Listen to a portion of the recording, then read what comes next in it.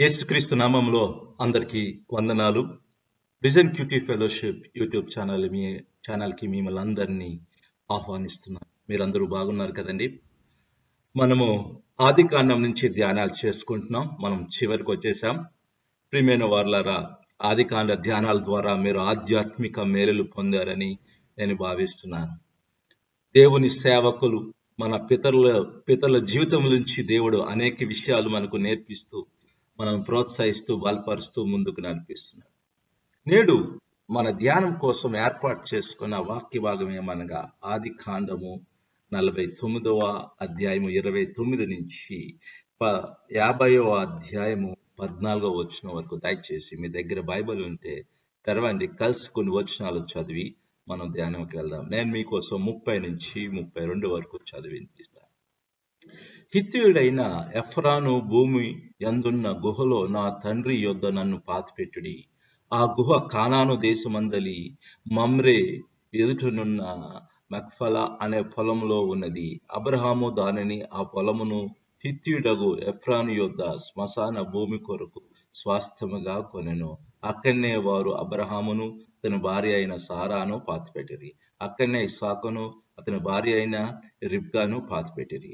అక్కడనే నేను లేయాను పాతి పెట్టి ఆ పొలమును అందులోనున్న ఆ గుహయు హిత్తీయుల కుమారుల వద్ద కొనబడి ఉండెను. యాకోబు తన కుమారులకు ఆజ్ఞాపించుట చాలించి మంచం మీద తన కాళ్ళు ముడుచుకొని ప్రాణం విడిచి తన స్వజనుల యొద్దకు చేర్చబడెను. చదివిన వాక్యమును దేవుడు దీవించునుగాక. చదివిన వాక్యమును బట్టి మనం ఏర్పాటు చేసుకున్న అంశమేమనగా మరణం ద్వారా ఒక సందేశం అనే అంశాన్ని ఏర్పాటు చేసుకున్నాం.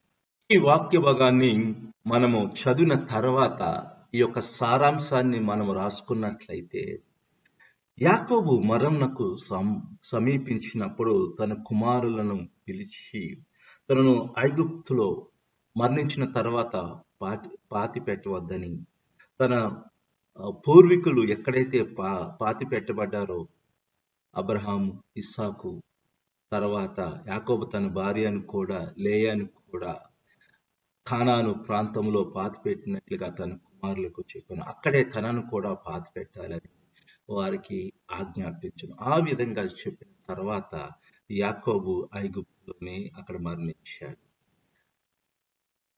యోసేపు ఇది తన తండ్రి విషయమై చాలా చింతించి దుఃఖపడి తర్వాత యాకోబు యొక్క ఆ యొక్క మృతదేహాన్ని కానాను తీసుకెళ్ళడానికి ఫరో దగ్గర అనుమతి తీసుకొని, ఫరో యొక్క ఆ యొక్క భటుల యొక్క వారి యొక్క సంతాపంతో యాకోబును శరీరాన్ని తీసుకెళ్లి కానాన్లో పాతి పెట్టినట్లుగా చూస్తున్నాము. ఇక్కడ యాకోబు మరణం ద్వారా తన కుమారులకు ఒక సందేశం ఇచ్చినట్లుగా మనం చూస్తాము. ఎందుకంటే ఐగుప్తు స్వాస్థ్యం కాదు కానీ కానాను దేవుడు వారికి వాగ్దానం చేసిన ప్రాంతము ఇది.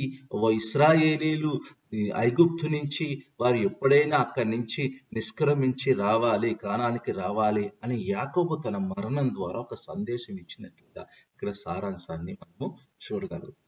ఈ వాక్యాన్ని ఇంకా మనం లోతుగా ధ్యానం చేస్తే ప్రియమైన వారలారా, ముఖ్యంగా 29 నుంచి 33 వరకు దేవుడు మన విశ్వాసాన్ని వృద్ధి చేసే గొప్ప శిక్షకుడు. He's the very much good trainer కదండి. మనం యాకోబు జీవితాన్ని మనం చూసినట్లయితే ఆయన ఆరంభ జీవితంలో ఎంత మోసం చేశాడో, ఎంత సందేహించేవాడో, ఎంత స్థిమితము లేని ఒక వ్యక్తిగా ఆయన యొక్క జీవితాన్ని ఆరంభించాడు. కానీ దేవుడు ఆయన జీవితంలో అనేక సార్లు ఆయనను హెచ్చరిస్తూ కొట్టి ఆయనను గొప్ప విశ్వాసకర్తగా, మనకు విశ్వాసులకు ఒక ప్యాట్రియార్క్గా, మన పితరులుగా దేవుడు ఆ లెక్కలో ఆయనని చేర్చాడు.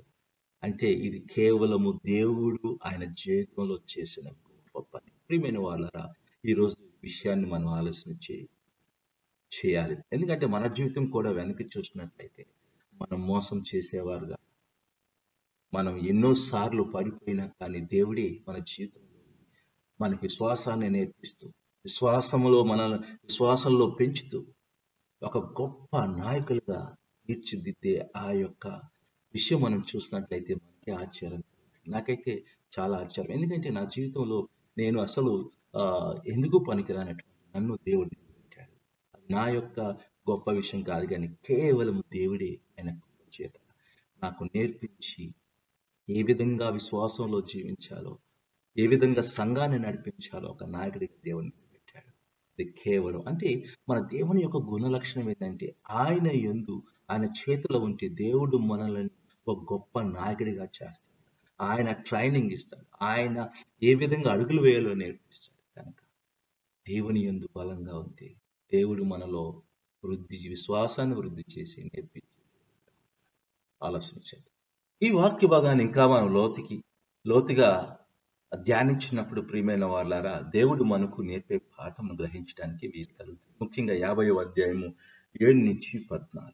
మనము జీవించిన కాలంలో మన జీవితము ఇతరులను ప్రభావితం చేస్తుంది. కానీ మన మరణించే విధానం కూడా మరింత లోతైన ప్రభావితం చేయగలదు. ఈరోజు విషయాన్ని మనం ఆలోచించేద్దాం.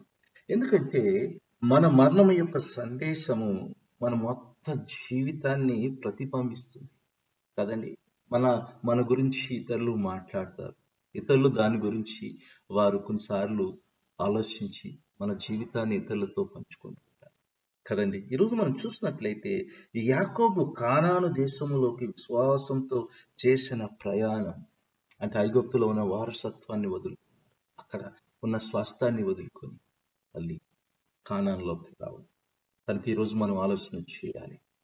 మన జీవితము మరణము ఇతరులను ప్రభావితం చేసే విధంగా కదండి. మనం మరణించిన తర్వాత కూడా ఇతరులను ప్రభావితం చేసేదిగా ఉంది. ఏ విధంగా ఉంది మన జీవితం? మనం వెనక ఏమి వదిలిపెడుతున్నామో అది ఆలోచన చేయాలి. లేకపోతే మనం విశ్వాసులుగా నాయకులుగా ఎవరిని ప్రభావితం చేయలేం.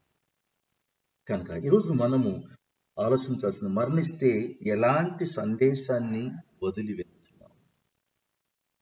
వాళ్ళ సేవకులు కావచ్చు, విశ్వాసాలు కావచ్చు, అందరూ ఆలోచించాల్సిన ఈ యొక్క ప్రశ్న ఆలోచించేద్దాము. దేవుడు సందేశాన్ని మనము అంగీకరించి మనల్ని మనం సరి చేసుకుంటూ ప్రార్థన చేసుకుంటాం. దేవా, మీ నామానికి వందనాలు. వాక్యమును పెట్టావునైనా యాకోబును నడిపించి తండ్రి, ఆయనను ఒక విశ్వాసకర్తగా చేసి దాన్ని బట్టి మమ్మల్ని మార్చండి. మమ్మల్ని కూడా ఇతరులకు నైనా ప్రభావితం చేసే వ్యక్తులుగా మార్చమని అందరినీ మీ చేతికి అప్పచెప్పాను. యేసుక్రీస్తు నామములో ప్రార్థన చేసి ఆమేన్. ప్రియమైన వాళ్ళారా, ఇప్పటి వరకు దేవుని వాక్యమును ఎంతో ఓపికగా విన్నారు. దాన్ని బట్టి మీ అందరికీ వందనాలు. మీ అనుభవాలను మాతో పంచుకోవాలని ఆశపడుతున్నట్లయితే మమ్మల్ని సంప్రదించి దేవుని కృప మీకు ఎల్లప్పుడూ తోడై. ఆమేన్.